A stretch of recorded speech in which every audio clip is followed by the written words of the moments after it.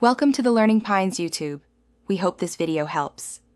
You'll start by making sure Capcut is installed and not running. This prevents conflicts. Once done, back up your active projects to an external folder so nothing is lost during updates. Next, temporarily disable any firewall, VPN, or antivirus rules that block app updates. This allows the updater to reach servers. You're doing these steps to eliminate common failure points so the update process can proceed smoothly. Now open File Explorer to the Capcut installation directory to continue. Once you're in the installation or app data folder, look for settings. In config, JSON, or the app's preferences window, you need to enable the auto update flag there. Open the file with Notepad and change the auto update or update check value to true, or in the app UI turn on check for updates and auto download.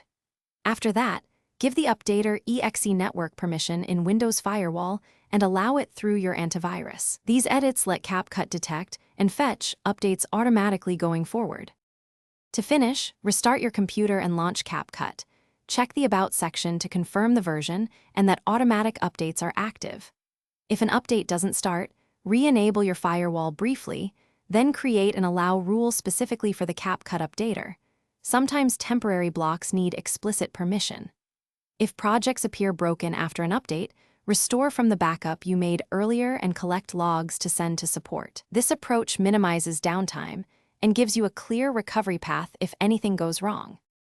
Thanks for watching. Consider subscribing if we helped you.